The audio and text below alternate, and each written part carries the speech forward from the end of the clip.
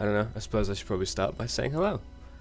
I am WAP 11th, and this is Endless Space Disharmony. I mean, I imagine you already knew that because you clicked on the video. Whatever. This is what I intend to be some sort of, I don't know, pretentiously named help thing for new people. Who am I? Why would I be doing this? I like to think I'm pretty good at the game. I've got, I don't know, 70-ish hours in, which, you know, by this point I've determined that I do actually kind of like the game, and I'm willing to play more. This is coming off the back of something like Crusader Kings, where I've got like 200 hours in, and at that point I'm basically out of the tutorial. Enough rambling. I'm rambling already. I've not even started talking about the game. This is Endless Space. I fucking love this game. This game's great. But it's very difficult to start off if you are new, because there's like a million fucking things you need to learn all at once, and the learning curve is like a cliff. So yeah, I'm playing Disharmony, as you can probably tell if you've been staring at this screen, listening to me talk for this last minute or so now. I don't know. You can switch to classic if you want, which I think is a really good button to have there. That's just like, it's so classy. I mean, classy. That's good. Cut that out. Cut this entire, all this out. Cut this out. Hi, this is Endless Space. I'm going to do a guide. New game. Now, okay, how are we going to start? We're going to, difficulty, we're going to go newbie. That would be nice, because, like, honestly, if it's your first game, you should be doing newbie. Who to play as is an important thing. Oh, there's like a whole lot of stuff. Like, here's the, I don't know. I don't know how much of a beginner's guide to make this. I don't know whether to make it like an absolute beginner's or like assuming you know how to play. I think I'll go through like everything, including the UI and all that. It'll be so tedious. Enough rambling. Fuck me. It's ridiculous. Okay, so here's all the people you could play as. There's like a whole bunch of gimmicky ones. I've not even played as them all. I've not won a game as them all. I've won a game as like 3 of them maybe. I like the Vaulters. The Vaulters are good. Their gimmick is like, they are a good race to play as. Yeah, Empire pretty good. Sofun's pretty good. I mean they're all pretty good in their own way. Who's got gimmicks? Cravers have a gimmick. Don't play as those. Their gameplay is to consume worlds. Harmony have a gimmick. They don't use dust. We'll talk about dust in a little bit. Apart from that, I'm not too sure. I don't know about gimmicks, but I know which ones don't have gimmicks. Sophons don't have a weird gimmick. Yes, Empire don't have a weird gimmick. Pilgrims don't have a weird gimmick. Do automatons have a weird gimmick? Maybe. What's Symbiosis do? It's all about trade. Cool. You can see what they do over here. It's pretty. It's all pretty evident. Optimistic. That's very good. Should I play as automatons? I think I'll play. Ooh, I don't know. I'll play as Vaulters. I'll stick to what I know. You might not have Vaulters. I believe you can only get Vaulters by having Endless Legend, which I do. I love Endless Legend. Endless Legend, I think I love even more than Endless Space. These guys at Amplitude, they really know how to make a game. You can also do random, or you can make your own, which we're not going to do, because that's crazy, with all like brand new traits. Leaving the screen, okay. I don't care, we'll do Vaulters. Right clicking to like move out of everything is just so convenient. You don't have to go cancel, you can just right click anywhere. That is like a thing you should totally learn for the game. It just makes everything like a million fucking times easier, because I don't even know where most close buttons are at this point. They're usually like up or down or left or right. Just right click at any point, right click to get back out to anything. Look, I just right click now and it's asking me to quit the game. Right click again and it goes off of that. So I don't know, that would have been awkward for the recording if I just quit the game. I'd have to start again. I got ahead of myself. I got too excited, to be honest. I just got too excited. What are we doing here? Reset to default. We'll just do a default thing. I like to have wormholes on low. I mean, if you don't know what that means, that's fine, because you'll see. I'll talk about it in a little sec. We're like 5 minutes in. I've not even started the game. Shape doesn't really matter. It's gonna be crazy either way. Oh, I mean, this matters depending on things. I don't care though. Large, age normal, Empire's 8. That's fine. It's just like a standard big game against a whole bunch of AIs. Gonna do all these random. They're all different colours. I like this colour for the Volters. It feels more sciencey, because that's what they are. The Volters are a sciencey species, race, people, sciencey people. They've got kitchen chemists, +1 science per person on planets, scientists, +10% on system, -10% food, which isn't great, legendary heroes, crowded planets, oh that's really good, medium, tiny, and small planets have more population, that is fantastic. Yeah, Volta's good. We'll stick with Voltas. Voltas know what I know what I'm doing with the Voltas, because they don't have anything weird about them, like the Cravers do, who eat planets, or the Harmonite do, who don't use dust. It's crazy. It's just crazy. So we're going to start the game. Game is starting. We've got a pretty loading screen of some Volta Science Factory, where, I don't know, that robot wants to dance with that lady, and is going to pick her up. And she is on her iPad Space is deep, playing dark, this game. We've got a and lovely little dangerous. intro cutscene. But then, so are we. You can watch it if you want. I'm not going to watch it. Here we are on PCS. Is that an Attack on Titan reference? I hope it is. Now, the first thing we want to... oh god, there's so much stuff that's happened. Okay, these are the notifications at the side here. You probably know that. You get these 4 starting off every single time. We've got 1 hero to recruit. We've got a 2nd hero we can recruit. And a 3rd hero we can recruit. Fourthly, we've got Chronicles of the Lost, which is, I don't know, it's the game start. You can read it if you want. It's lore. It doesn't matter. Now we're going to go through the UI. These, like, we can right click these to get rid of them because we don't need to see them anymore. This is the end turn button, which we're not going to press just yet. This is the new fleet, the fleets that orders. We cycle through them. We've got a clan ship, which is a settling thing, and a probe, which is our exploring thing. Everyone starts with... Oh no, I'm not going to get ahead of myself. I'm going to do the UI. Everyone starts with 1 system colonized, 1 fleet with a colony ship, and 1 fleet with a scout ship. Now, this thing at the top is the galaxy. It's all grayed out. Everyone's the same. I'm like 2 points behind the head player, but I mean I'm not on the bottom. This is everyone's score. It's overall score. It's like all your science and your dust and everything, all your systems and technologies and your military all added up into 1 score. And being at the top by the end of the game, you win the game. Here is Empire Management button. I'm going to go into this screen, and like a million things have just popped up. Here is our dust. Dust is it's our treasury. Lore-wise, dust is like these tiny little micro robots left behind by the Endless. Mechanics-wise, dust is gold coins. Fantastic. Approval. This is the overall approval of all of your Empire on average. You want this to be... Okay, I'm just going to... First tip is like lower taxes all the time. We're losing a gold a turn. Maybe don't lower taxes all the time. You'll know when you can lower taxes. This is the tax rate. You can control the tax sliders, and you can see how it changes. You know, this is the treasury, Destiny treasury. I've got 10 right now, and I'm going to get +2 next turn. I can raise taxes up to 100, and I'll get +16 next turn, but I'm in rebellion. It's not like a civilization sort of rebellion where barbarians and pirates are going to spawn, but like everything is ground to a halt. It's going to take me 34. I'll talk about the birth rate later. Let's take that back to 40. It starts on 40. It's good to keep at 40 for a little bit. We're getting 12 sciencey points a turn, which is nice. We don't have any resources, strategic or luxurious. Empire factors, these are just the bonuses from our racial traits. Trade routes, we don't have any. That doesn't matter right now. And these are our star systems, of which we have just 1. This list is going to, hopefully, expand. It's called Pixis, I don't know. It's got 3 people on it out of a possible 7. We're going to get 1 more in 6 turns. They're content. They're at 50% approval. That's nice. There's no hero governing.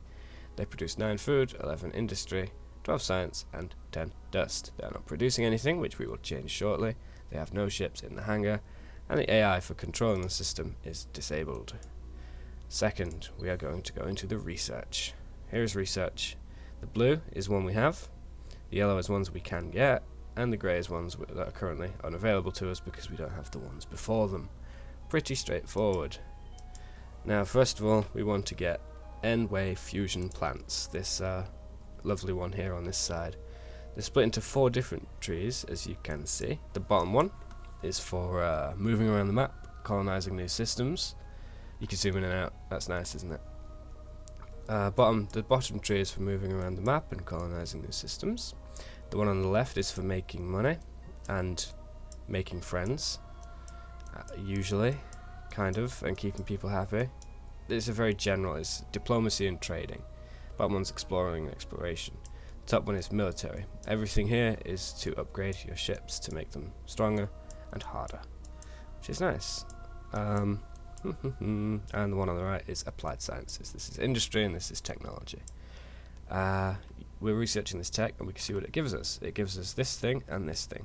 The purple thing, these purple things, you can see a whole bunch of them. That means like a strategic resource will be revealed on the map. Every planet has something, more or less every planet has something. Be it a luxury resource or a strategic resource, which, you know, we need to build stuff on ships usually, or late game buildings, or all that kind of stuff. These techs, I don't know, we'll talk about like advanced technology a bit later. It's going to take us, we can see it's going to take us 4 turns to research this. That's nice. We can queue up by holding shift. Next we want to get xenology, which is nice. And okay, just wanted to look at something. What else do we have? Do we want soil xenobiology? I don't know. We'll get these two. These are some colonizing techs. Colonize arid planets and colonize tundra planets. Cool. The little green stars means it's like an empire effect. If there's a star on it, it means it's an empire effect. We'll go somewhere else. This here. These two are both empire effects. It's not something you build, it's something that just happens. Just as soon as you research the tech, your empire gets the bonus of whatever it is, which I think is nice. If it's a little triangle in the top corner, it means it's either a planetary exploitation or a system improvement, which are essentially buildings that you can build, which is nice. If it's a square, it's something you can put on a ship. If it's orange, it's a special star system improvement. You mouse over these things, they tell you what they do. It's all pretty straightforward. There's some later on stuff. I mean, let's look at all these stars. It's just empire improvements left and right down here. Oh, the little white ones are luxury resources. You get the bonus. You get the bonuses off of them if you research these techs, which is what is going on in xenology here. We're going to reveal and hopefully acquire some techs. So the orange stuff is for terraformation. That's late game stuff. Ignore that. You can see what it does based on the color. Like this little triangle here is like a building, and it's orange, so that improves. So you know it improves industry. Orange is industry, blue is science, green is food, all that sort of stuff. Fantastic, easy as pie, eh?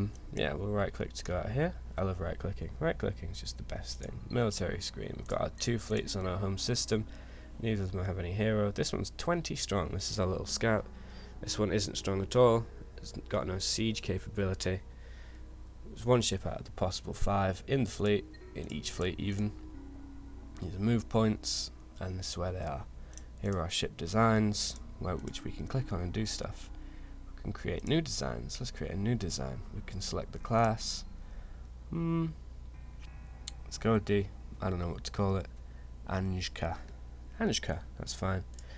Here we can add stuff. We've got all the modules that are available. Can add stuff, take stuff away. It's easy. It's all fairly straightforward. You can even auto create one. It's like a decent 124. It's like a fairly decent early game fighting ship. It's fine, isn't it? It's got 6 kinetic weapons, 6 deflectors. That's fine. I mean, we're not gonna build this. We're gonna right click out. But that's how you create a ship design. It's really nice, and we unlock ship designs as the game goes on. There's more text in the bottom tree. It's fine. It's easy. Oh, it closes up here, but I'm just going to right click out because I'm like that. Diplomacy. We've not met anyone, so we don't know who they are, but this is us stood in the middle. We can look at ourselves. We can see all our traits again, our attitude, and our we can't see our attitude. I don't think we can see our own attitude or our own status. We can see these on other people. Don't have any deals with anyone. Here's our picture of our pretty lady. That's lovely. And here we have heroes. Heroes are very important. Heroes are important for a number of reasons. We want a hero as soon as possible. How much does it cost to hire a hero? 20. As soon as we get 20 golds, we are going to hire a hero.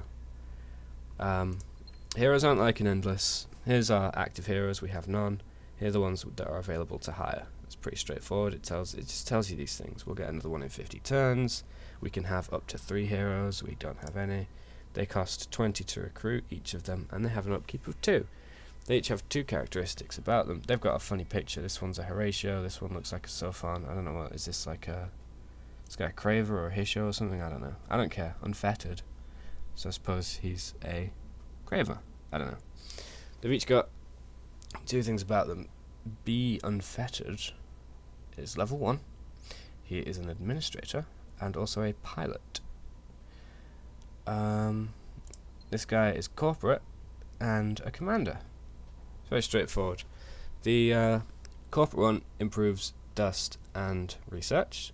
The administrative one improves industry and food. And these are the 2 things that you really want to look for in your first hero, because we're going to make him a governor of our home system, so that things improve and go well and all that jazz.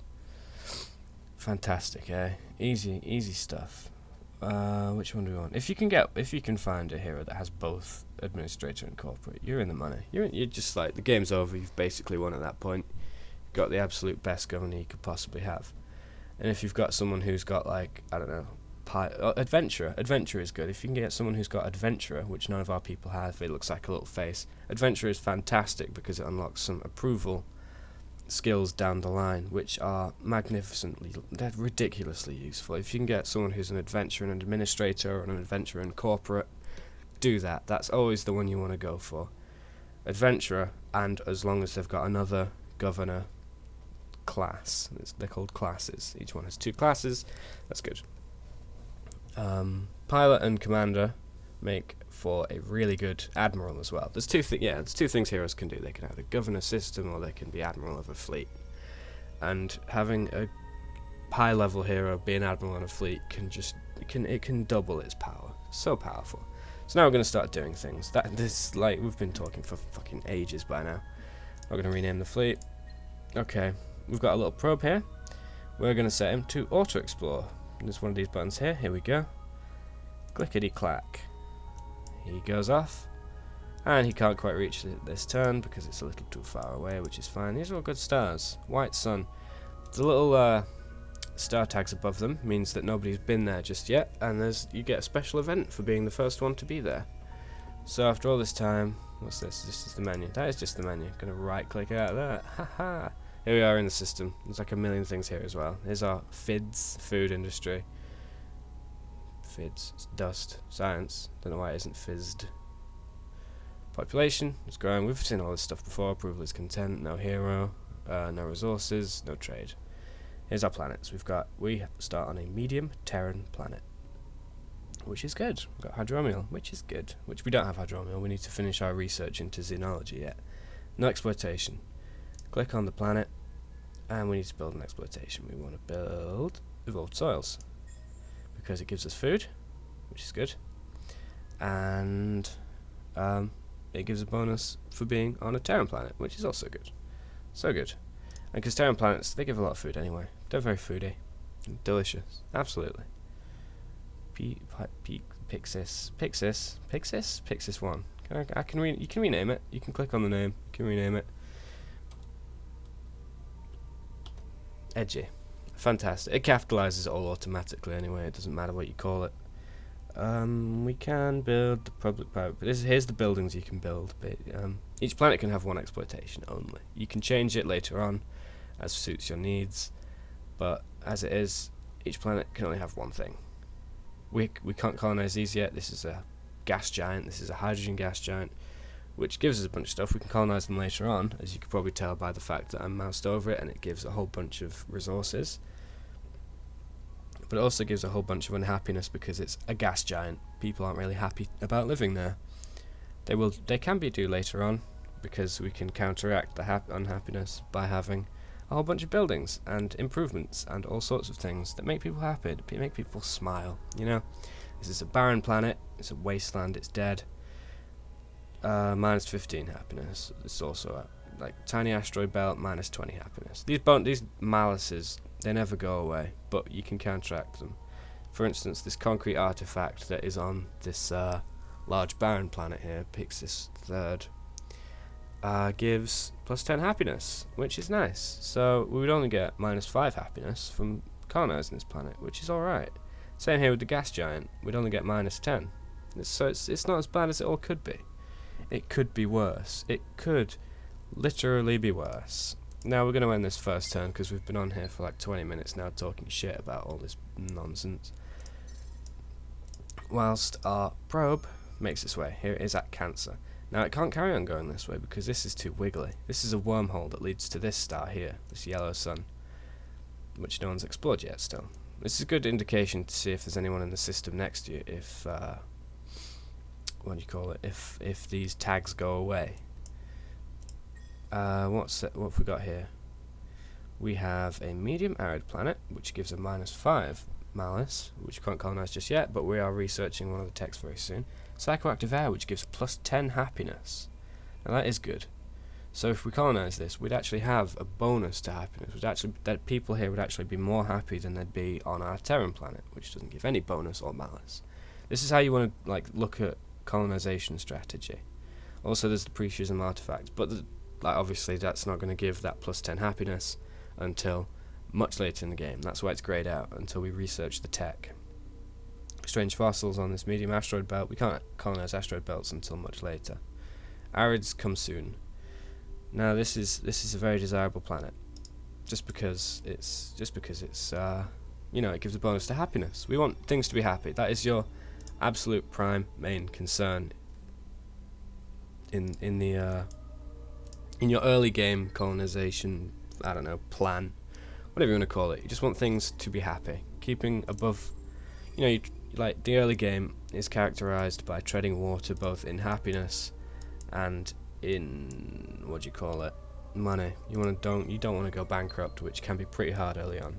If you manage to survive the early game on these low difficulties, you're just gonna you snowball.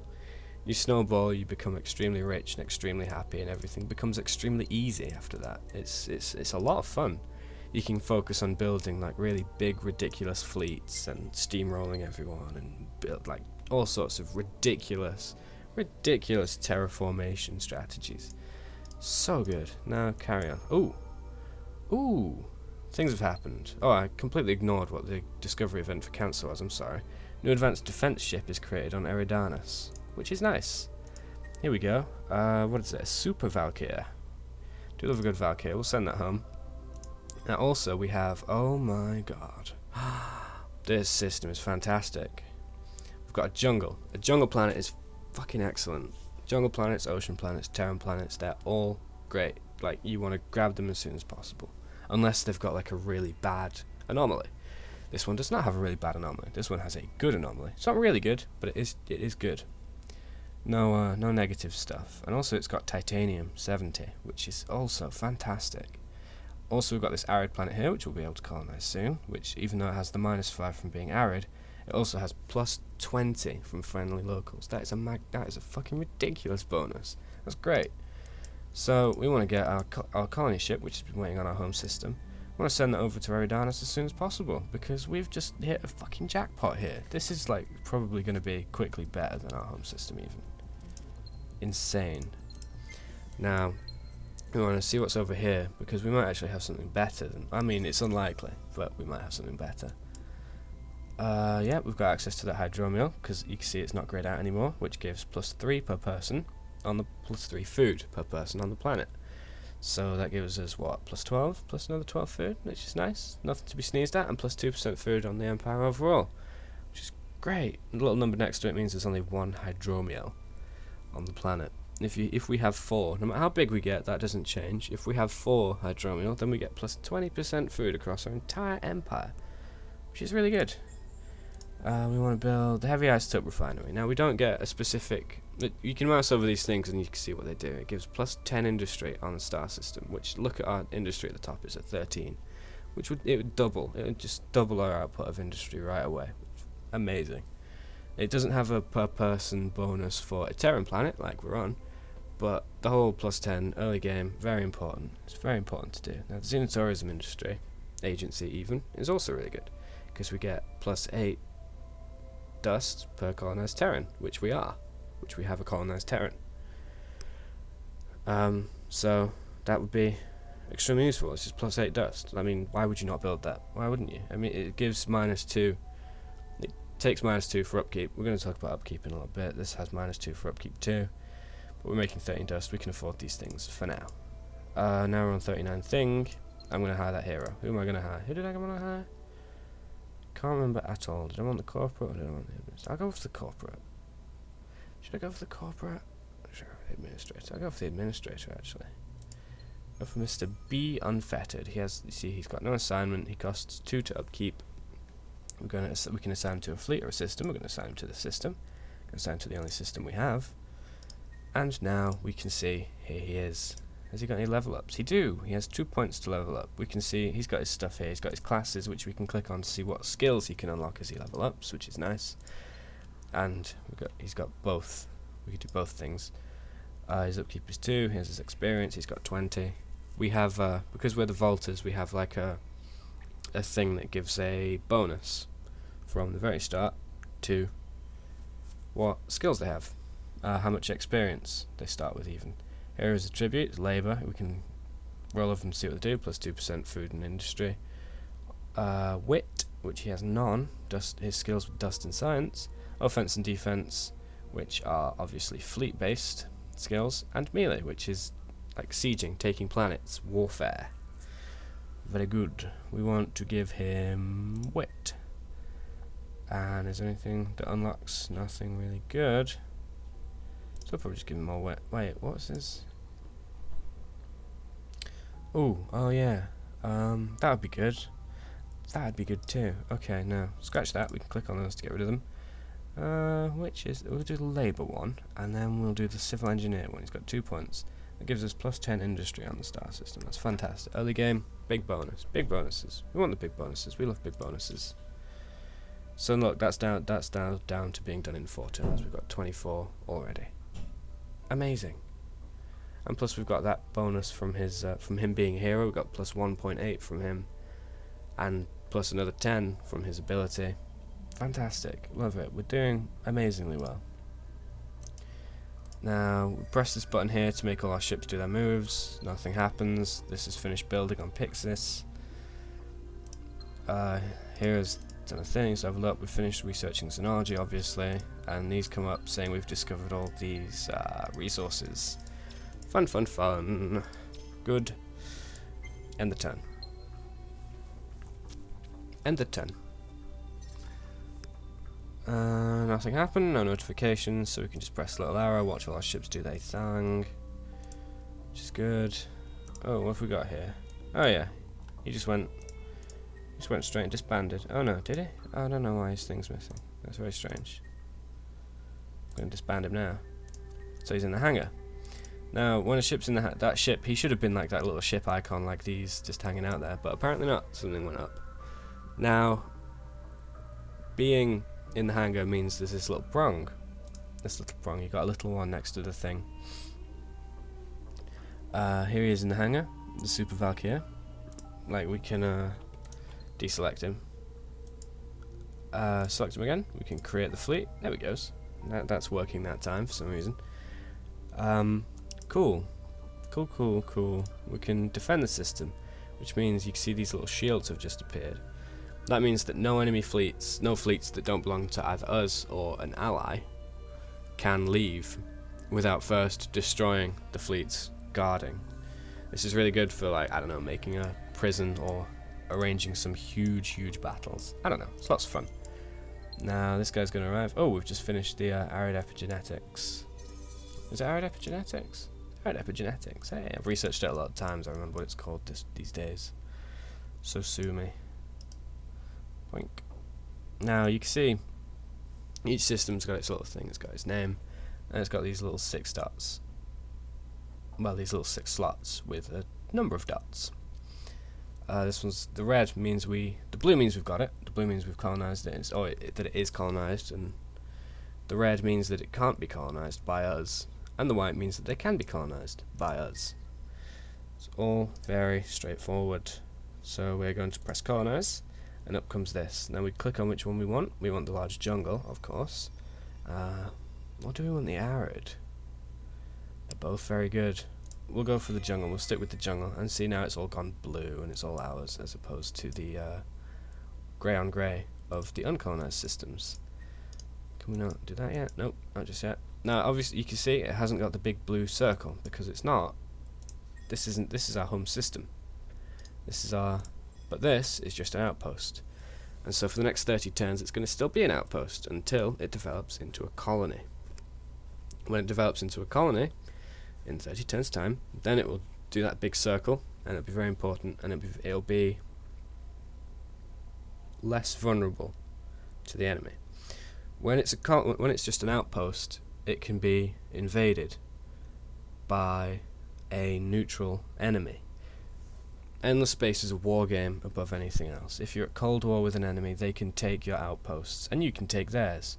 Gives an obvious, like, they might declare war on you, and you should probably declare war on them if they start taking your stuff. You can attack each other. This isn't Civ. You can't just, like, go scouting out and meet a friendly scout and just be like, hi, let's start trading.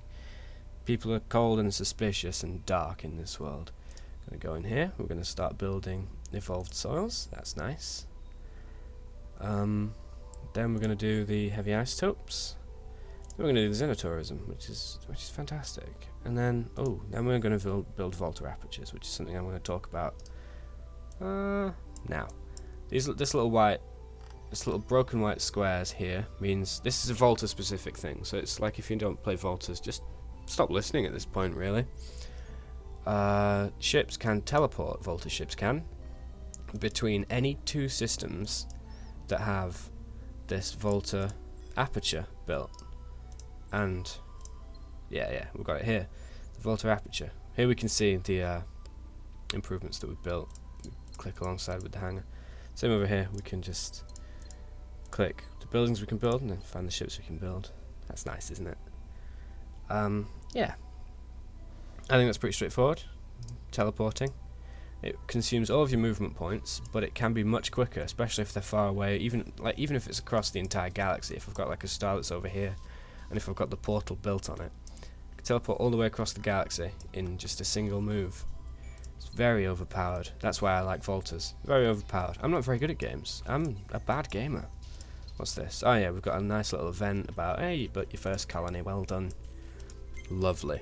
That's the way we like it. Let us continue. Okay, what have we got here? Tundra gives -5. It's got titanium on it. Not a very good planet. Well, it's not a bad planet either. We are gonna colonize everything eventually. We do want that. But we need to find out what else there is in this little constellation first, and of course get the more desirable ones first. Because how's our happiness doing? We're content. We can lower taxes now. In fact, we're losing a point a turn, but our research. You can see our research per turn goes up when the average goes into fervent. Boop, boop, boop, boop, boop, boop.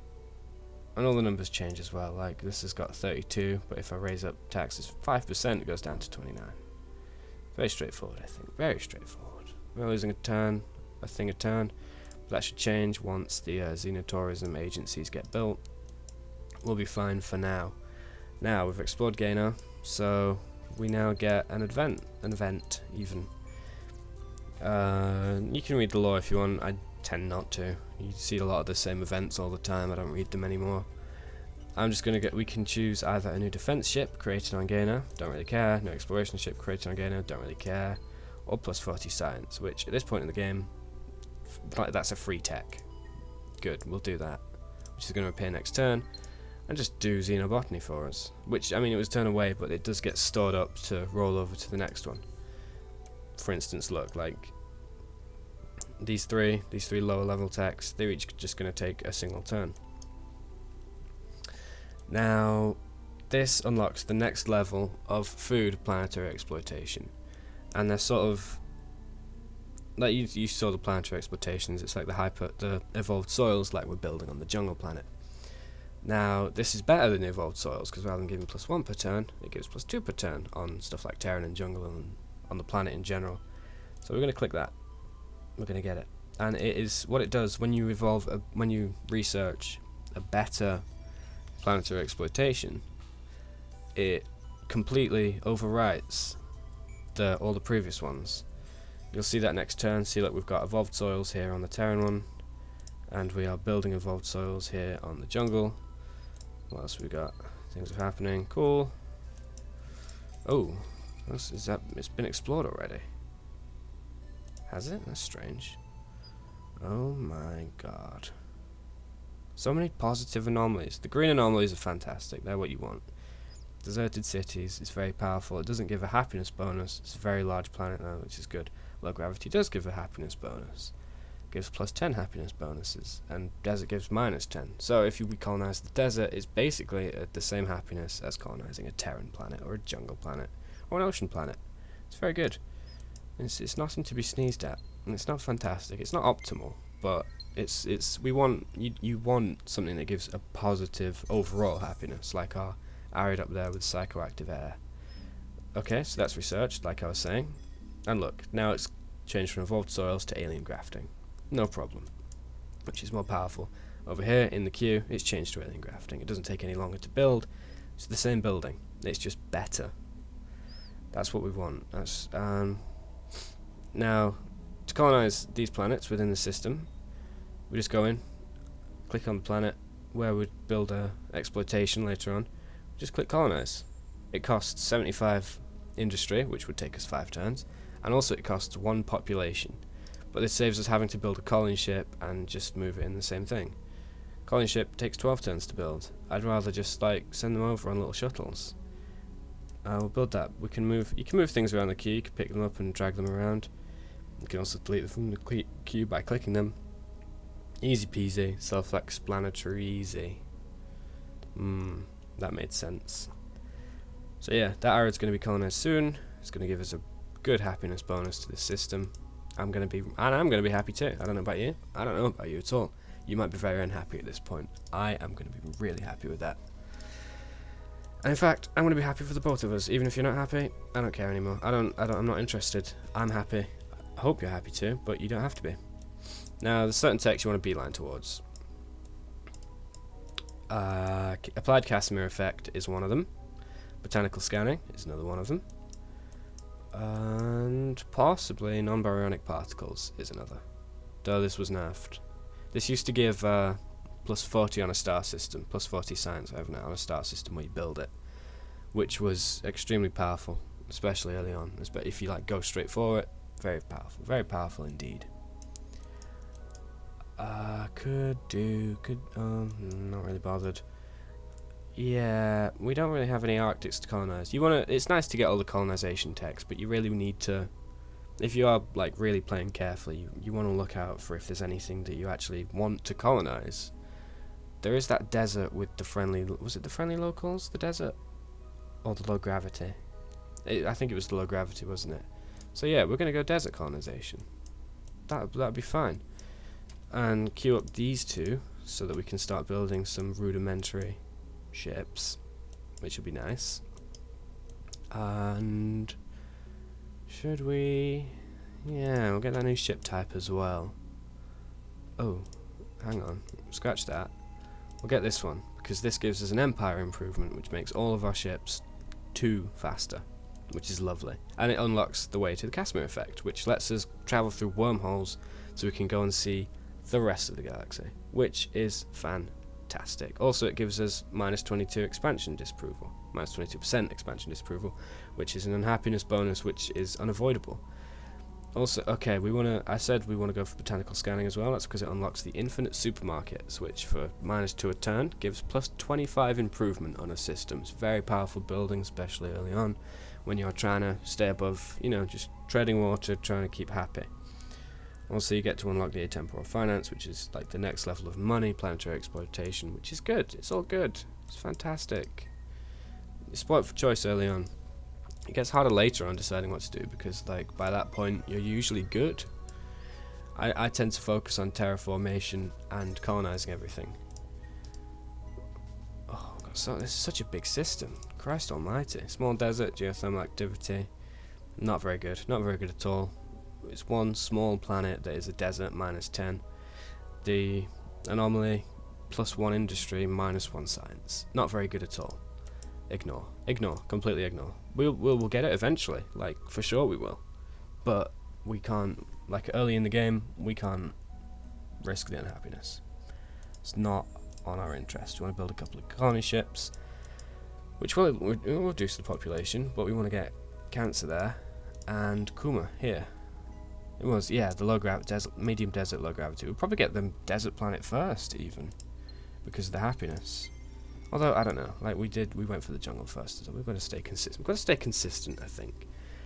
When you play, you can use your best judgment. I don't really mind. This system is ridiculously huge. Have I messed up with the settings here somehow? Oh, someone's discovered Auriga. Auriga is the planet on which Endless Legend is set, which is nice. What have we got here? Huge barren, nothing. No resource just yet that we can see. Every planet does have a resource, although I don't know. I think there's like 1/10 of planets that doesn't. Most planets have a resource, strategic or luxury. We just can't see most of them early in the game. In fact, that's sometimes better. I feel hopeful, like colonizing planets. Mid game when you've unlocked a few more strategic resources that you can see. You want the late game ones. Late game ones unlock a lot of very powerful things. So it's really good to go for planets where you can't see. Because like titanium, we've got titanium at this point. What do we need? We wouldn't colonize this just for the titanium. Is it titanium? I might be making an ass of myself. It is titanium. We wouldn't colonize this planet just for the titanium, because if you've got it's a bit like Civ 5 with the luxuries. If you've got 1 salt, it gives you +4. Having 2 salt doesn't give you +8. It just gives you another +4. It's not exactly the same as that, but if you want to build anything that needs titanium, then you only need 1 titanium ever. It doesn't use up like strategic resources in Civ. Like if you've got iron. If you've got iron, you can build a swordsman, but then you can't build another swordsman because you've used up your iron until that swordsman dies. I don't know. It's weird. It's not like that here. You've got that 1, so you can build as many buildings that require it as possible. Now we can colonize the desert. That's good. We're researching that military tech. That's also good. Fantastic. Now we want to get Cancer first. No, take that out of context. That's good. We want to colonize Cancer, the star, first, and then we want to colonize Kuma. Easy peasy, lemon squeezy. I don't know how long I'm going to keep this going for. This is like a general... Oh my god. Well, okay, now we've reached a good example of what combat looks like in the game. Hooray! Space battle around Izar is imminent. Here's my fleet on the side. I've just got a probe. Here's their fleet. It's got a Caretaker 2. They've been building some stuff. My thing has 20 fists. Theirs has 85. We can mouse over our thing. Mine has an attack of 10 and a defense of 10. You can see these attack defense. There's a lot of stuff. Like a lot of this, you'll pick it up as it goes on. There's a kinetic beam missile and siege, which we don't care about. So we've got 10 kinetic attack, 10 kinetic defense, which is deflect. They've got 55 kinetic attack, which would shatter our defenses, and 30 kinetic deflect, which would our weapons would ping off them. These 3 glowing things you may notice are cards we can play. It's like a big game of rock paper scissors, this game. I want to play this one. This is the retreat one. They're probably going to play some offensive stuff, or maybe a sabotage. It doesn't matter. We unlock more as you unlock more techs. Specific, like heroes, as they level up, if they've got certain classes, can unlock new ones. Some of them are really powerful. Some of them are useless, like this one. I could do the defense, which is plus 40% deflector efficiency, which I don't have any deflectors at all. Wait, I do have deflectors. That was a stupid thing to say. I don't know. 50%, 50. I don't know. They're all pretty good actually. But if I didn't have deflectors, which I just so happen to do, then that would be useless. I'm just going to retreat. And this one I'm going to retreat, and this one I'm going to retreat. Combat is in 3 phases, and you can play a different one for each one. They counter things, as you can see. Like this defense counters offense. So if one side plays any offense card, and someone plays this card, which counters offense, then the offense card would be useless and would give a bonus to the person who played the defense card. It's rock paper scissors, basically, but it's not a be all and end all. You can auto or manual it. Doesn't really matter. If you go manual, you can change your cards on the fly if you like playing the mind games if you're with a human opponent. but it doesn't really matter. And plus you get like a really pretty cinematic. I'm going to show you what it looks like just this once, but mostly I tend to auto these things. Manual. And it loads up. We've got a lovely little loading screen here. Here we go. Here's my ship. In ease our system, we can change the camera around. You can see the phases. There's a lot of stuff. Here's the cards that I'm going to play. Retreat, retreat, retreat. Hopefully the first one will work. Well, the first one will work. Hopefully I won't die before it does. His ship has just appeared. I'm going to unfreeze the camera. Arrow keys move it about. And right-clicking. God, they love right-clicking, don't they? So the long-range phase is underway. He's played an offense card. He's firing his guns. Where's my health? Here's my health at the top. I'm just gonna, I'm wheeling around here. Oh, got a couple of hits on. That sucks. Meanwhile, here's my little scouty scout. I've been defeated, but it looks like, yes, my retreat has been successful. Bye. Bye, mate. In a bit. Well done. You did well. And now my single ship is on the way out. Easy peasy. Now, that changes things, now that we've got a guy. I swear I put it back to default, but no, apparently we are in a big system. Normally, like, you get a system that's maybe this big, and it's got wormholes at either end, and it doesn't matter. See, oh, this card here is gone now. This exploration event, that means there's someone through here as well.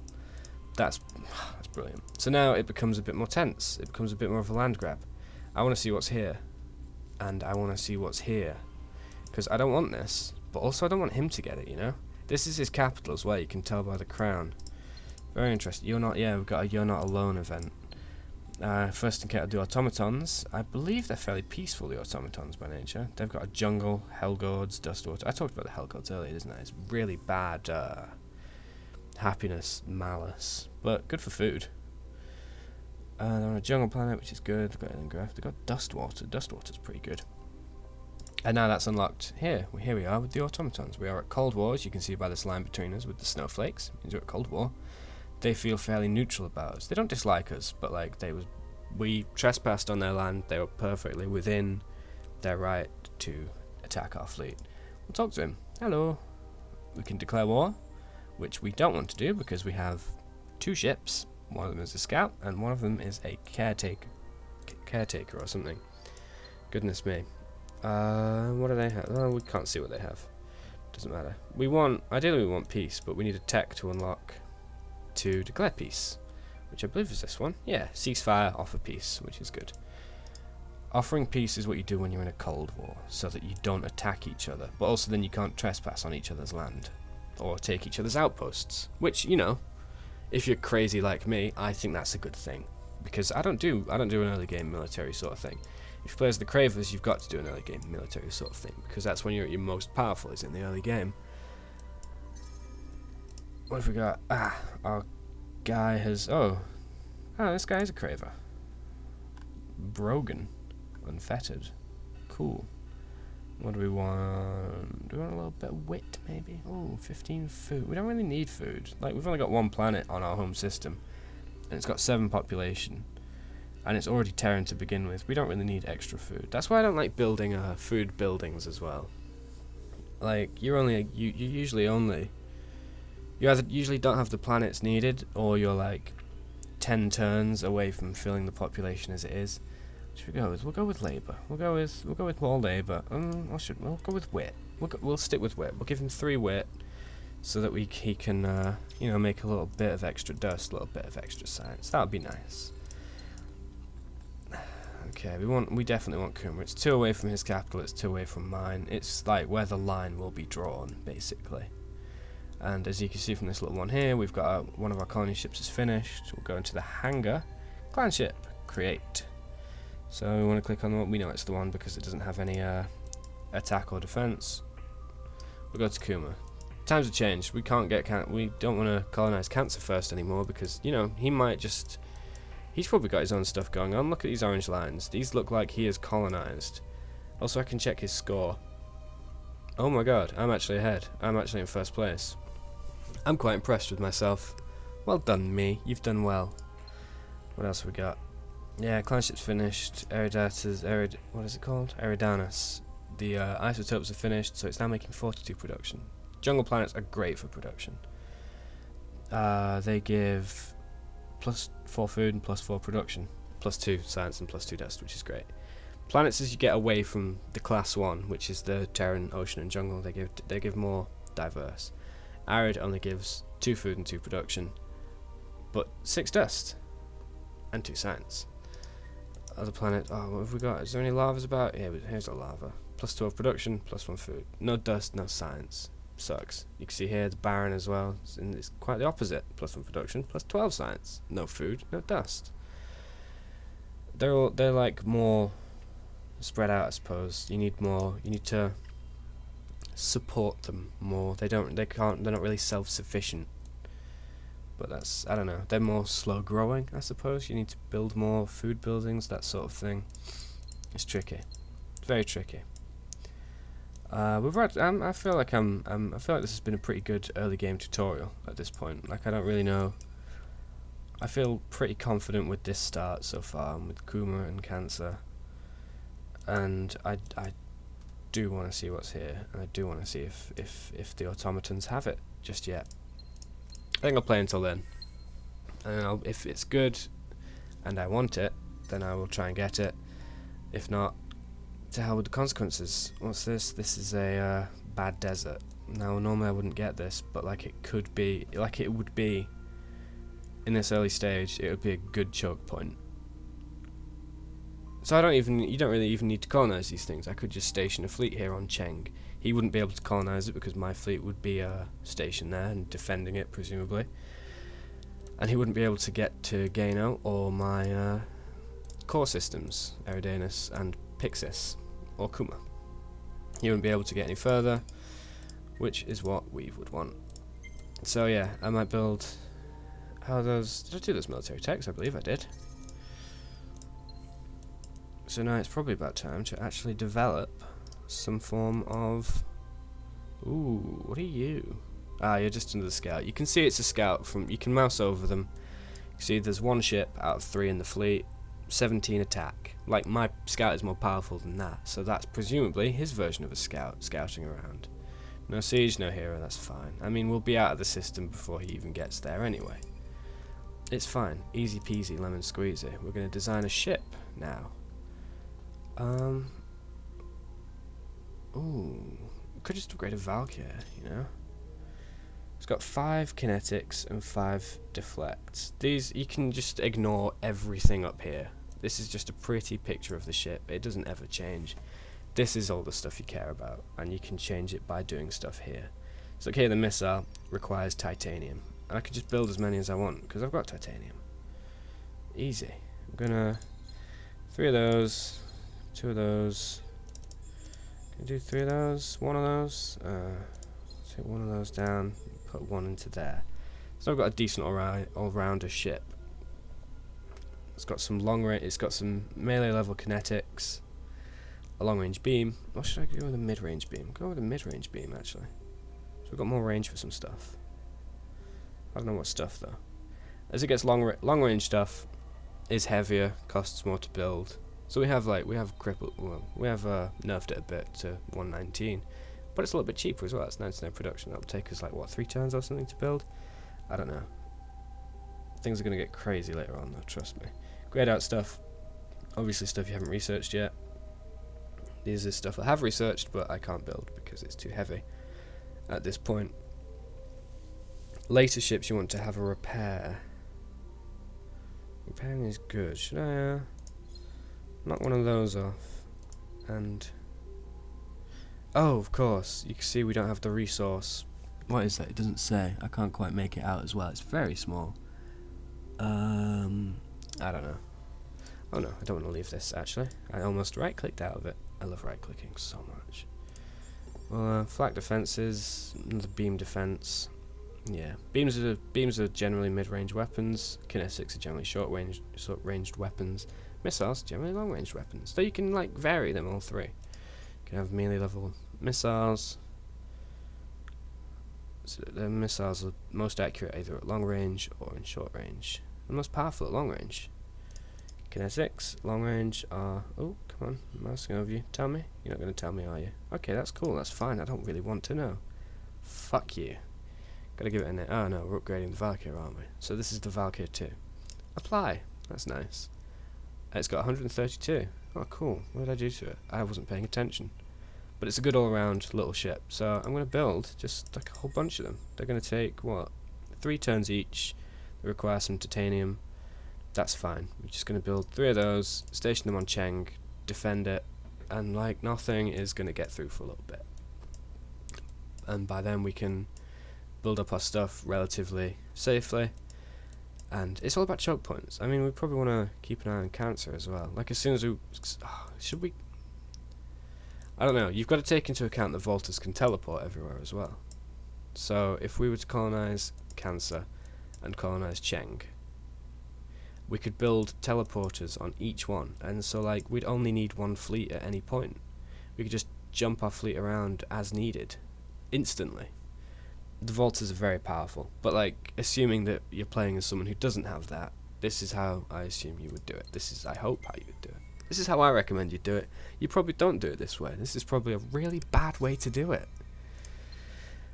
But what are you going to do, eh? Danish. Oh yeah, we've colonised the Arid here. So we're ecstatic, look at that. 98% approval. Can we raise taxes, please? Yeah, just about. Pixis doesn't like it, but... you know, fuck him. We've got a new poster child, Eridanus. Nice. Could colonize Eridanus 1. There's no negatives. Well, the only negatives is the 5 from the Arid, which wouldn't really affect us that much. We need to exploit this. Gonna build the industrial exploitation on it because... oh, or am I? Oh, we'll go with the Arid. We do kind of need more money at this point. I'm going to colonize this Arid too. We're building the apertures, which always take 3 turns. This is one of the things about the Volta portals. Always takes 3 turns, no matter how much production you have. Takes a flat 3 turns to set up. And you can't buy it out to make it go quicker. You always gotta have 3 turns. And also, you have to have full control of the system. You've either gotta have colonized it yourself, or waited a certain amount of time after taking it from an enemy. There's like, I don't know, rules regarding ownership of systems.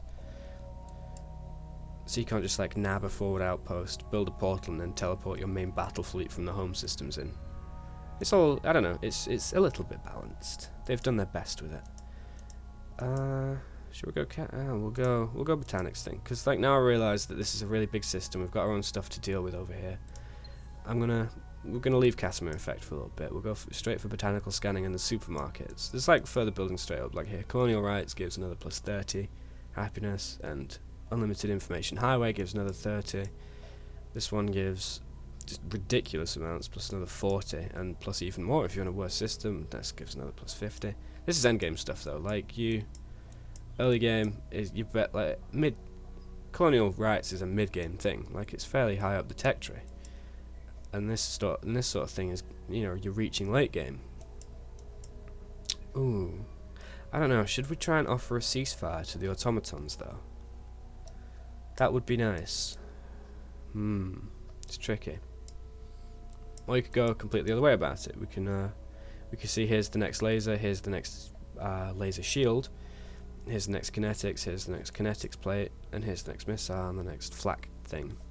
You know, we could just pump up the ships, and plus these little eagles here. The eagles with the stars are fantastic because they give you command points, which allows you to field bigger fleets.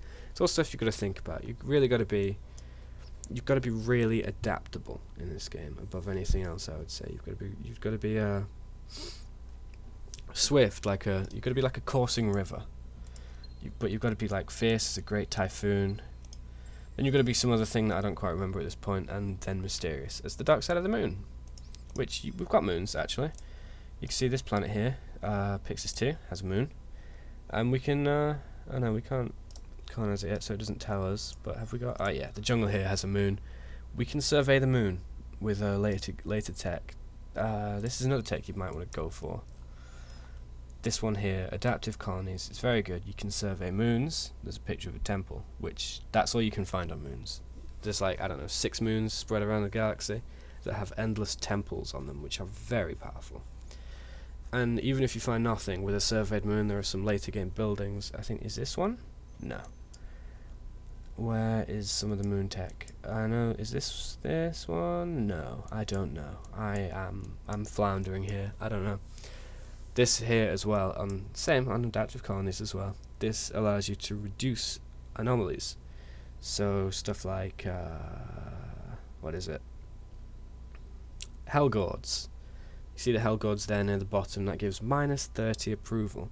If you get this tech, and you perform like a simple operation on the planet, you click on it and you go in it and click it just like you're building an exploitation, then you just completely remove the unhappiness penalty, which is great, which is fantastic. And then when you get this tech, that's when you want to start looking about colonizing planets like, what was a bad one? Do we even have any bad ones nearby? Geothermic activity. It's not a great one, but it's not particularly bad. I'm pretty stuck for bad examples, actually. Psychoactive air, they changed that, actually. You could improve this, because it gives -1 science per person on the planet. It would just give +10 approval. It would remove the science penalty. Like, this stuff you can change. How's this planet? Oh, bugger. Yeah, the Hellgords. Like, this is the only negative thing we've actually run into this game. I suppose, like, when I put it on newbie, it was, like, really serious about it. Yeah, I think we're about good. I think we've been doing this for about an hour now. I hope you've enjoyed listening to me going on. Colonize. What should we do? Oof, it's tricky. I think I should go for the one with the more food, the arid one. Deserts are a step up from arid heat-wise. They give more extreme things. They don't give any food at all. Well, no, they do give. They give 1 food.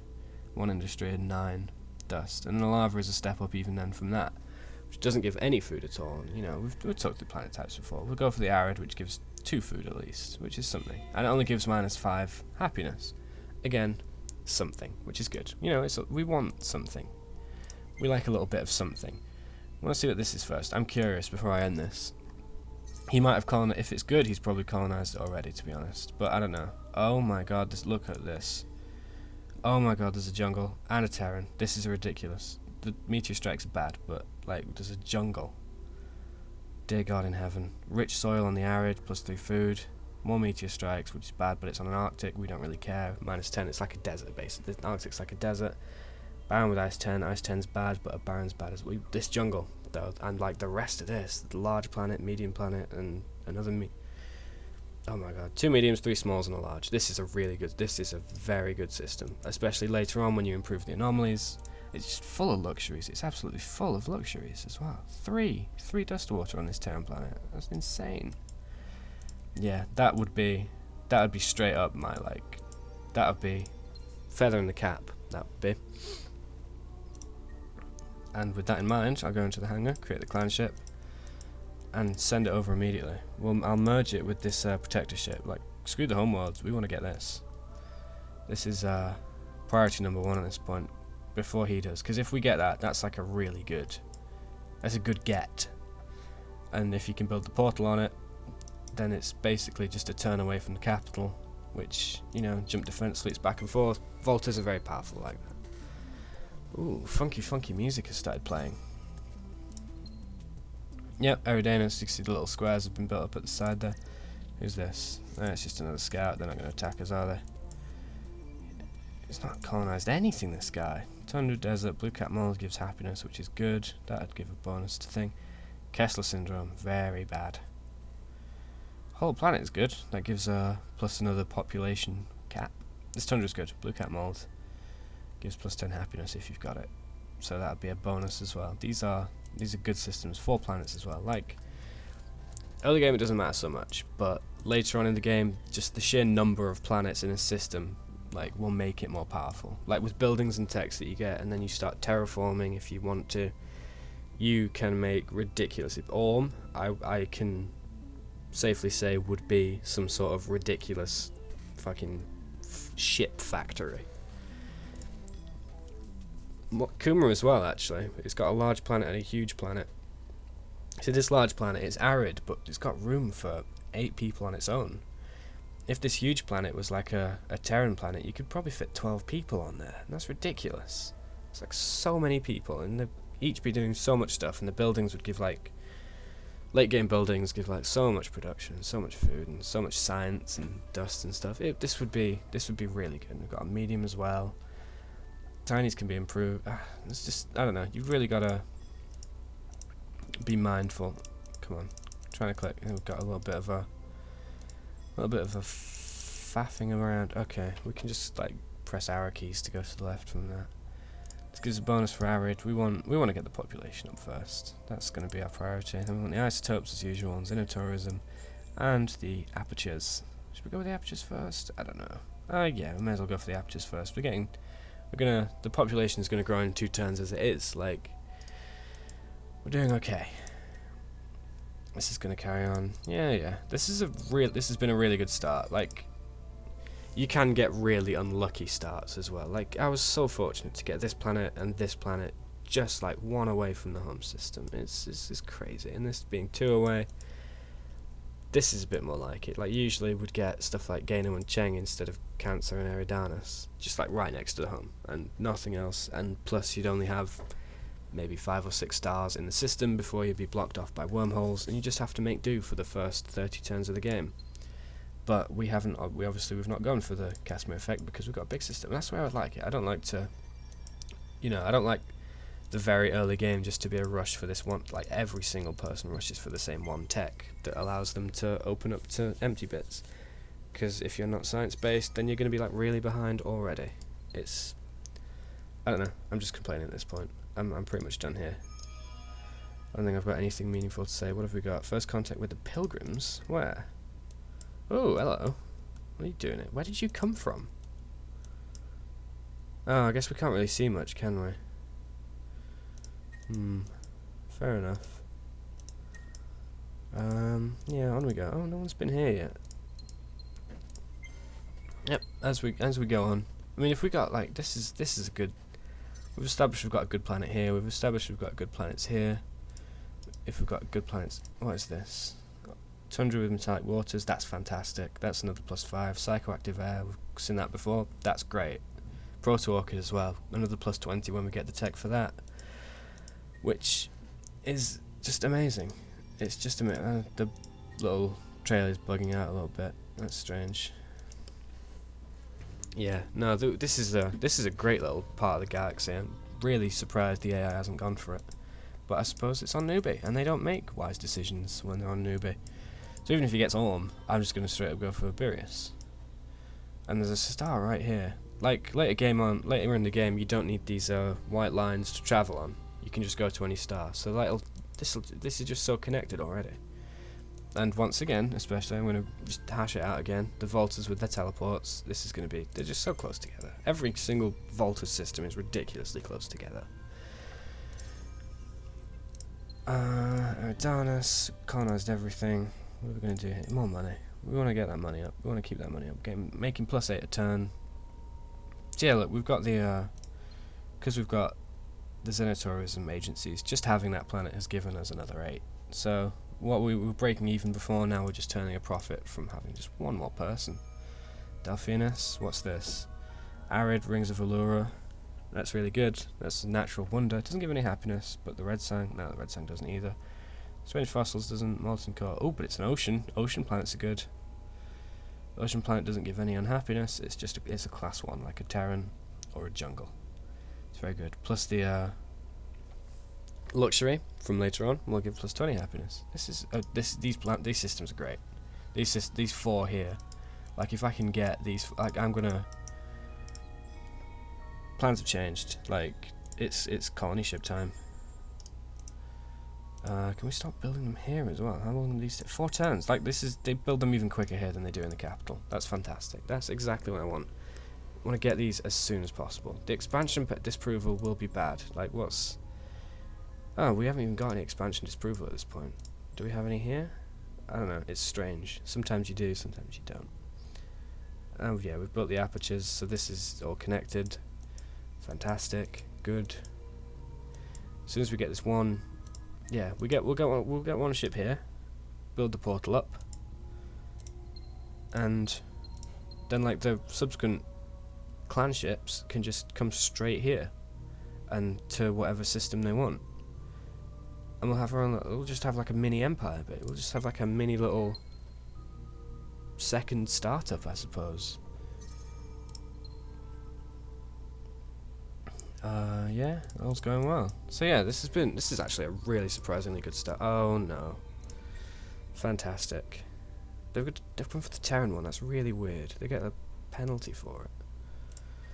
Still, no matter. We'll go for. Should we go for Delphinus? Not sure. I don't know. It doesn't even matter. It's not even important at this point. And it's only an outpost anyway. Like a small war could take it off them. I'm not ahead in score anymore. But I'm only 3 from the top. Automatons are, you know, several points, like 20 points behind.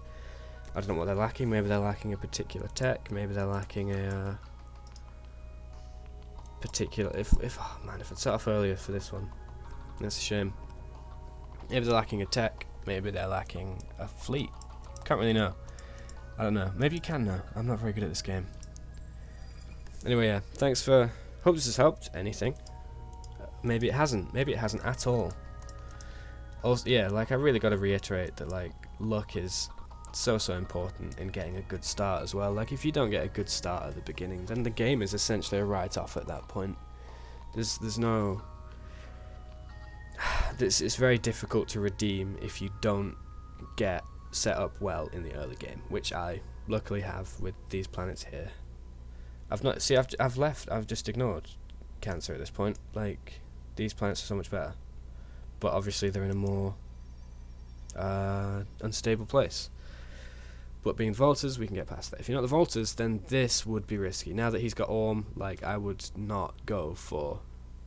Well, I don't know. Would I? I don't think I would. But I'd be really. I'd look for an alternate way around, you know. Or I'd probably start building up a fleet to take Orm itself. That's what I'd do. These are really desirable planets. These are really the sort of thing you need. These are ridiculous. They are ridiculous planets. But yeah, like it's what you want in the early game. You just want to make sure. How am I doing on unhappiness? You've got to check up. We're still fervent at the top here. Everyone's happy and ecstatic. We could put taxes down, and we could put taxes down a couple to make everyone ecstatic. But then we are losing 9 a turn, so keep those up at 20 for now. Later on, when everything's at 100%, you can just bump taxes up as you please. It kind of hurts some stuff, but you end up making like 1,000 dust a turn. It's very good. Yeah, this has been fun. This has been a very interesting start. I might continue this game actually. But yeah, this is how, I don't know, that's basically how you play Endless Legend. Oh, we've got 2 ships here. Like Orm is not. It wouldn't be impossible to take even. We don't have any siege capability just yet. But is it this one? Yeah, the siege kinetics. This is what you need to start taking planets. It's possible. It's doable. It's entirely doable. Yeah, thank you for watching. This has been fun, and I hope it's been helpful to somebody or anybody. Probably nobody. But if it has been helpful, you know, leave a like or a comment, or maybe even subscribe for more. I might do more. Like if people seem to like this, then I'll probably do more. Maybe I'll play Endless Legend myself, like as an actual thing. I mean Endless Space. You have no idea how much I've meant to type Endless Space, but I've actually typed Endless Legend. I play Endless Legend a lot more because I find it a lot easier than Endless Space. Also a lot more fun. I don't know, fun. It's not really more fun. It's just more directly rewarding, I suppose. It's just more constantly entertaining. I don't know. It's hard to describe. It's prettier. I'll give it that much. Endless Legend is so pretty. But no, if people, I might play that next. I might do a beginner's guide on Endless Legend. Might do a beginner's guide on like City Skylines or Crusader Kings or Europa Universalis. Something, anything, God knows. Goodbye.